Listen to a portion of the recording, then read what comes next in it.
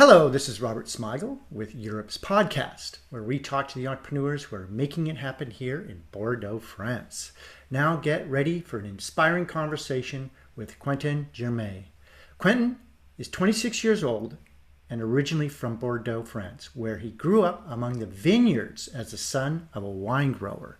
Despite these roots on land, he's always been deeply drawn to the sea. From a young age, he had the chance to sail with his father on the Arcachon Bay, and that passion for boats naturally led him toward a career in naval engineering. He's now a composite materials engineer and a naval architect driven by challenges, innovation, and the energy people put into meaningful projects. Even as he moves forward, he remains strongly connected to his home region, Bordeaux, and the Arcachon Bay. During the COVID period, a simple moment changed everything. While throwing away an oyster shell, his co-founder and him wondered what could be done with such an underused resource. Today, he uses his technical background to serve the environment and science by giving new life to oyster shell waste.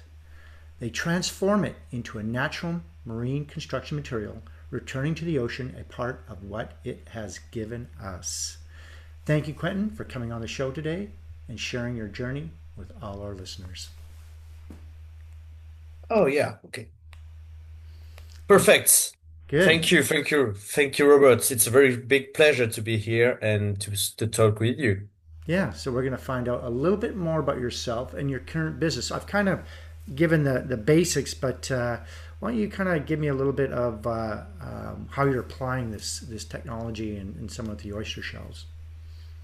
Yeah, so as you said, like it was a really impact for us that we can when we considered that all the oyster shell wastes were just go inside incinerator or go to the earth, and we want to make one thing helpful with all these oyster shell. And I'm a French engineer. I'm passionate about sea, and now it was not really good for me to see what this kind of product being waste like that. So we want to transform it and innovate with that, with the Okay. oyster shell from the Bassin Arcachon.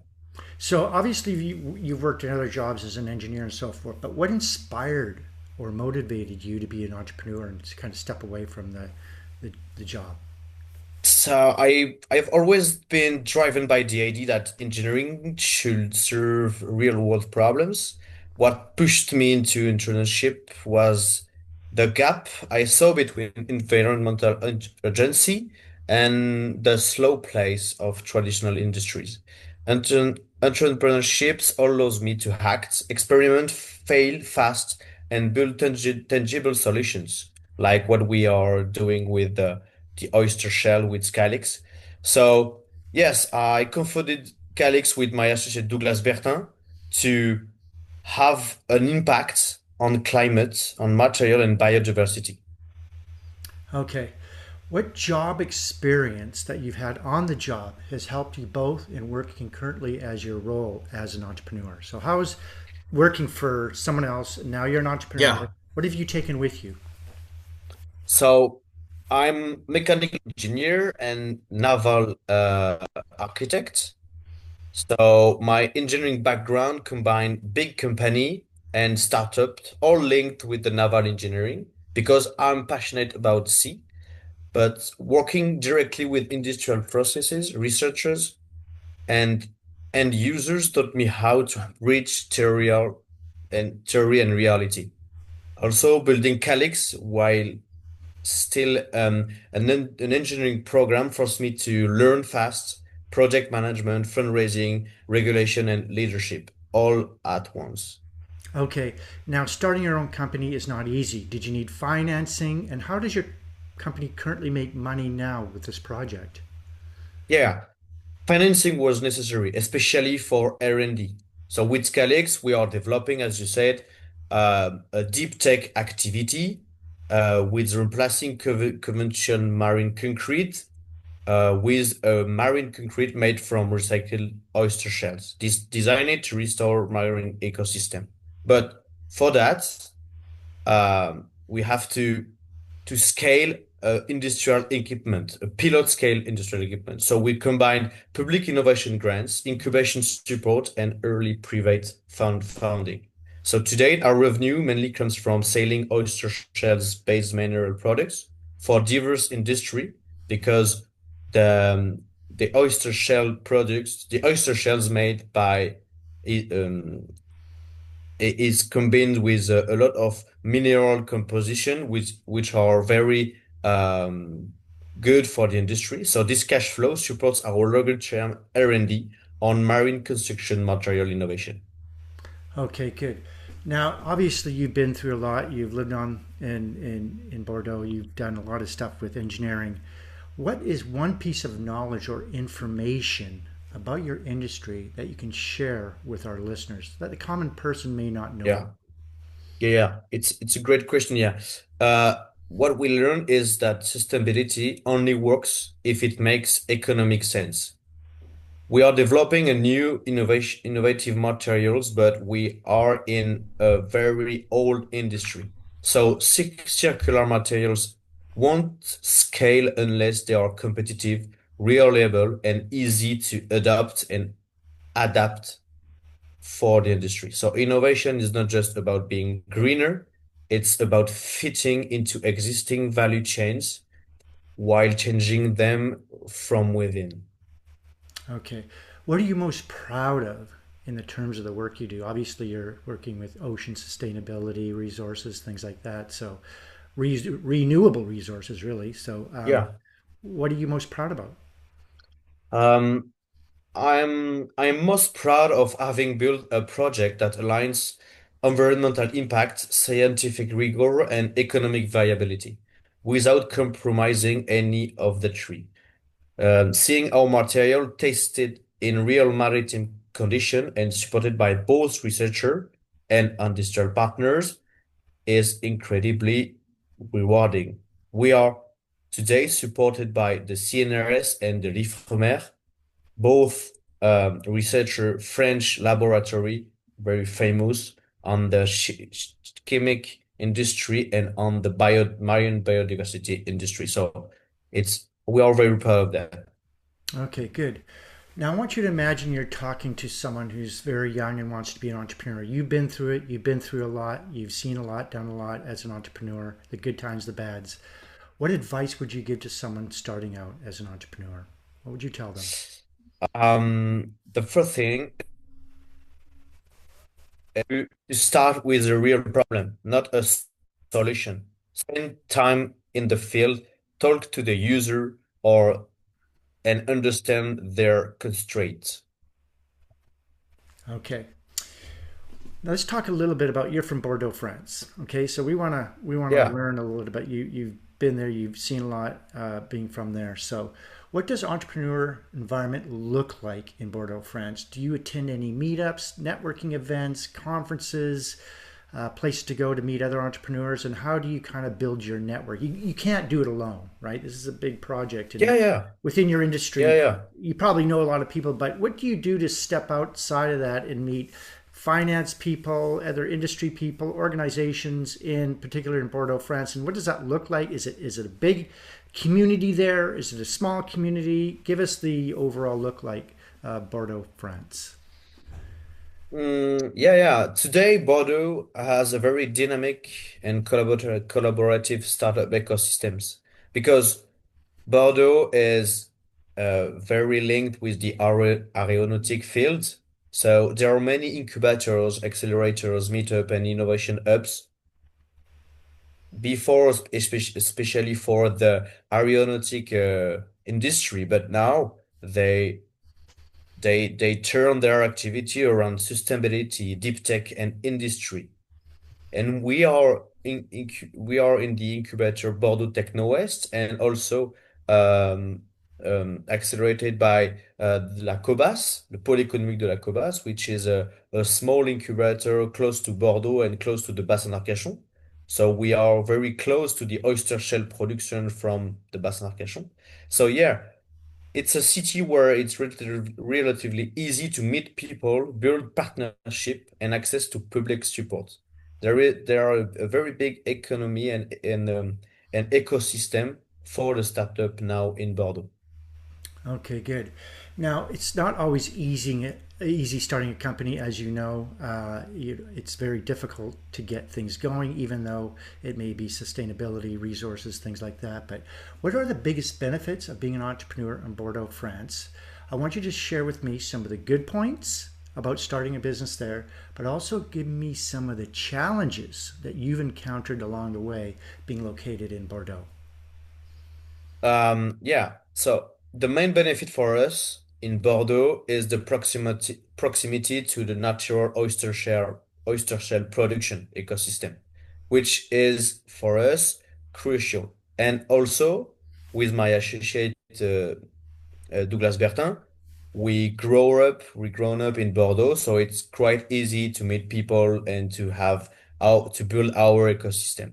But the other main benefits of Bordeaux is the quality of life and the access to an important research institution because there are a lot of laboratory, university, so it's quite benefit to being based in Bordeaux. But the challenge is that Bordeaux is not Paris, and Paris is the main um, city in France to grow up and develop your startup because there are a lot of investor, fewer large industrial headquarters. So we you sometimes need to travel more to scale fast. And so we have to go in Paris. We have to being part of the French startup. So Bordeaux is not Paris. This is the big challenge of that.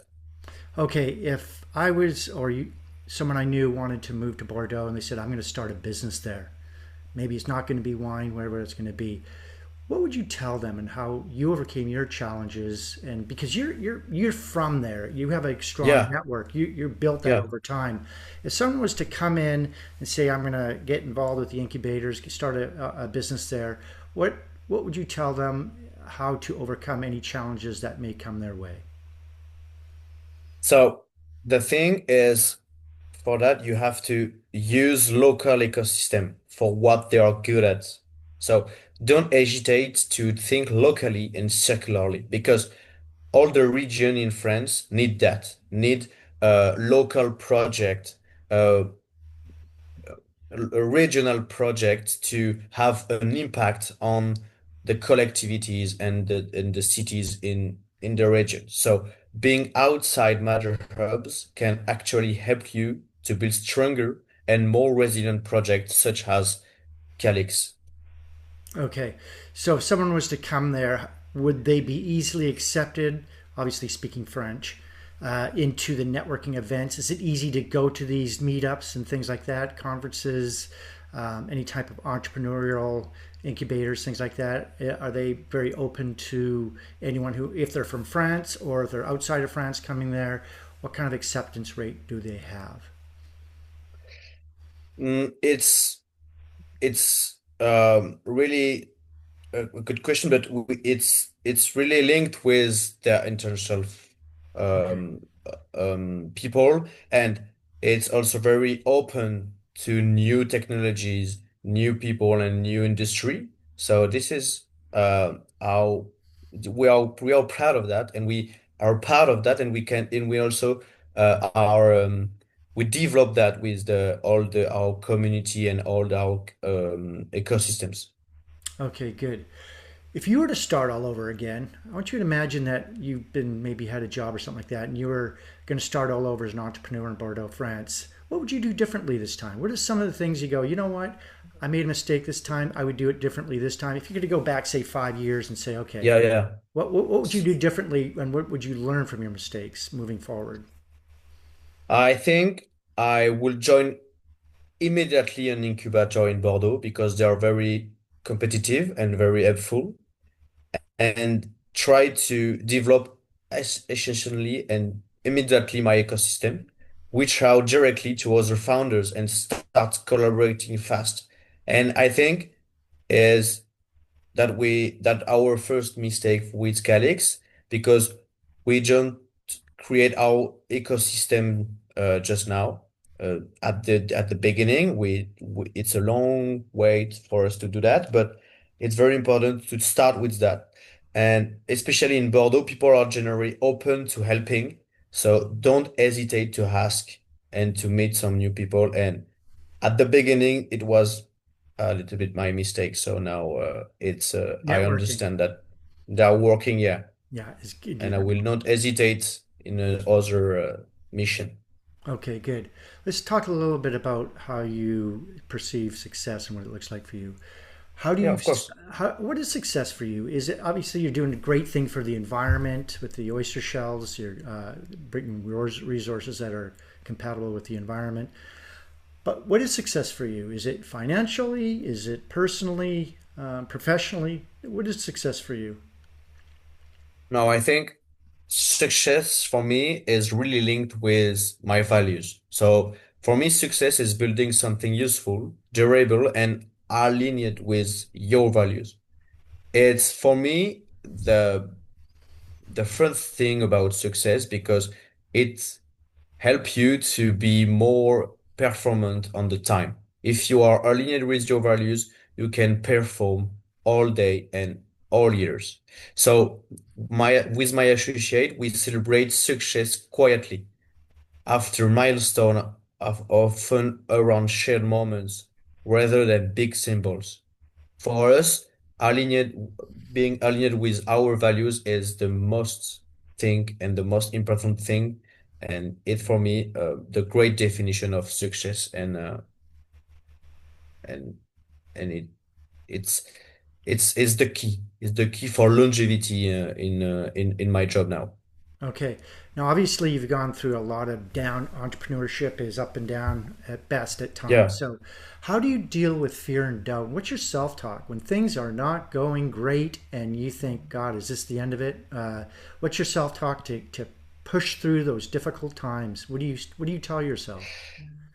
Yeah, fear and doubt never disappear, actually. And it's a thing that I work a lot on because I have learned to see them as signals, not blockers.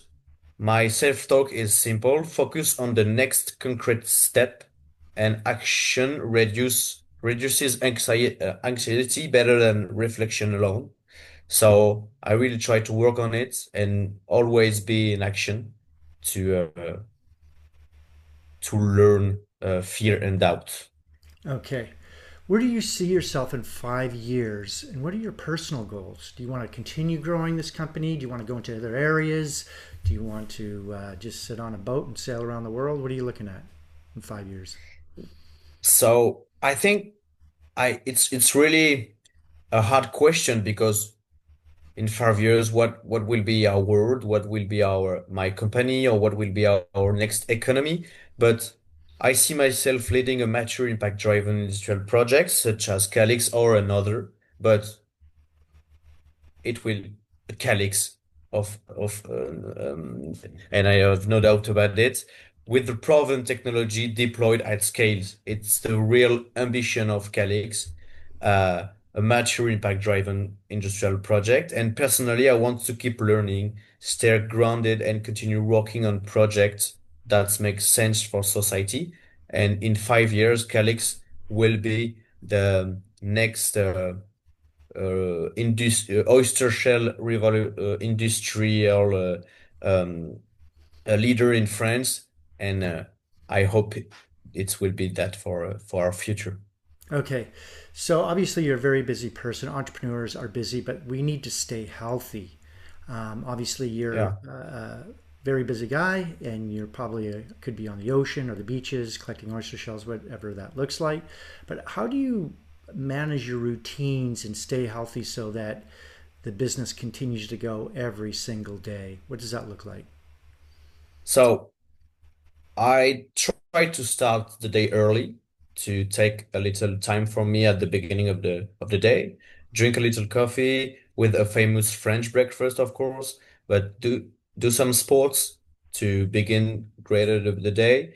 And after that, quick review or priority, do my to-do list of the day, and focus on one key task that moves the projects forward. And this is my morning routines, and it's very important for me to have um, a really healthy routine and day to be more perform to perform all the day. Yeah.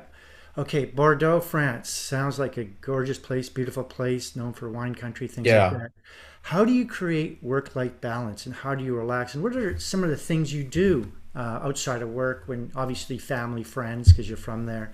But give us a quick snapshot of what a person could do or what you would do in Bordeaux, France, just to kind of check out and think about yourself or what you're focused on and kind of get away from it all. What do you do in Bordeaux, France? And where do you go? Yeah.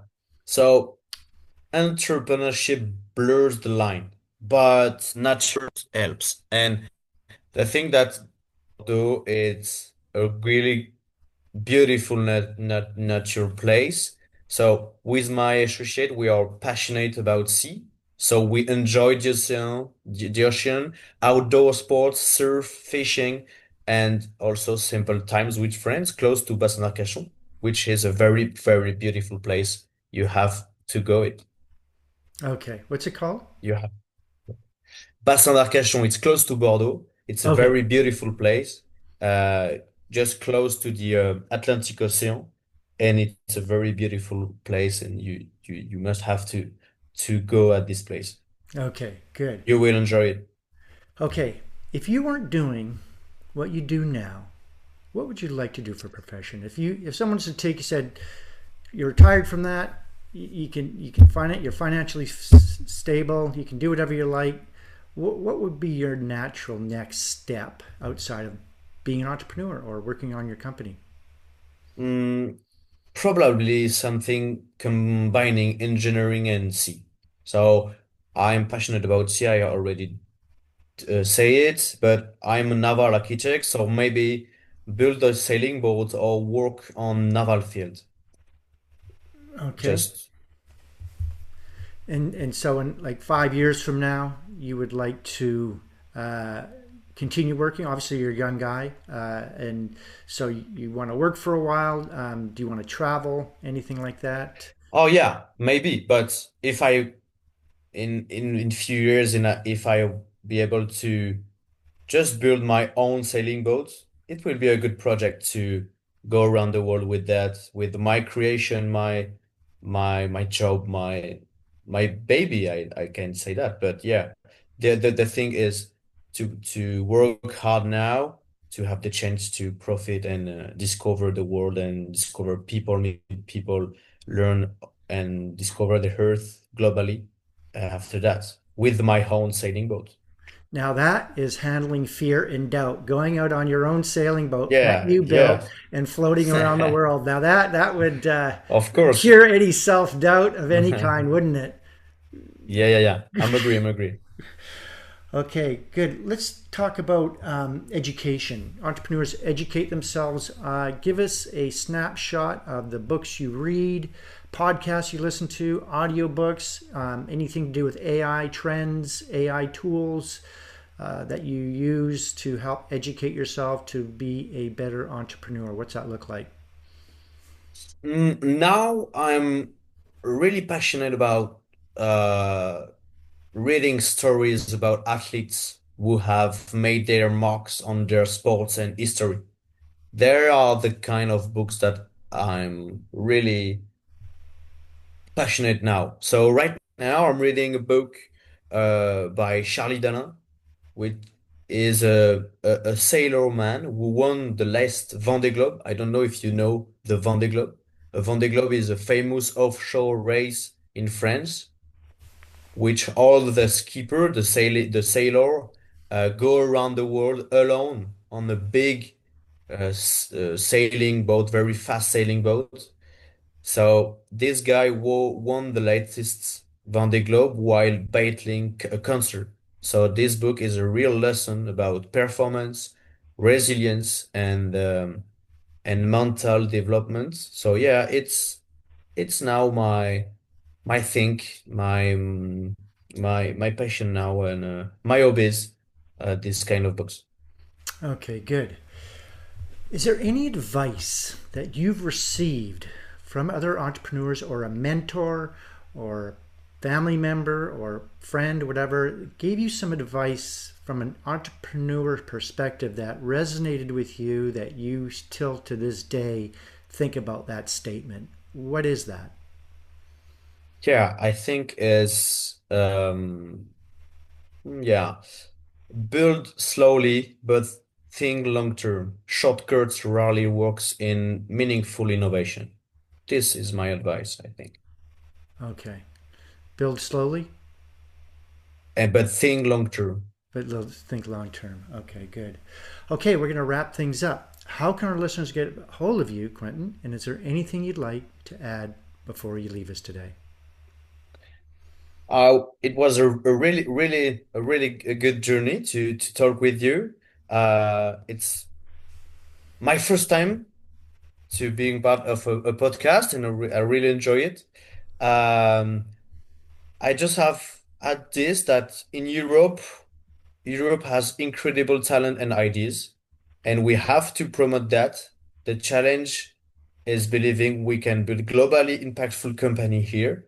And now Europe, in the geopolitical context, have to develop their own impactful companies, and they develop their incredible talent.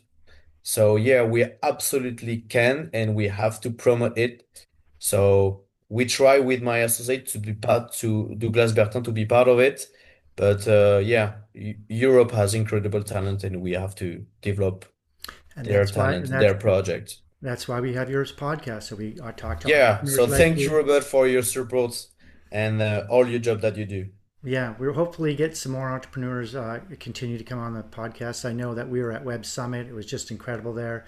Lots of entrepreneurs. We had an incredible outcome of people. We thought we'd get 15, and 57 showed up. So Yeah. we're quite happy that You the response was great. it's very important your job though. So thank you for that.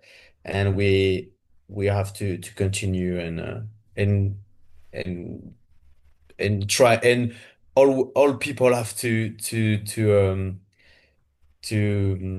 Participate and push this. participate to your podcast and Yeah, also to be connect on your podcast. yeah. Okay, well, thank you for the kind words, Quentin, and thank you for coming on the show. I've learned a lot about you, and I'm sure our listeners have as well. Thank you very much, Robert. We'll see you next time.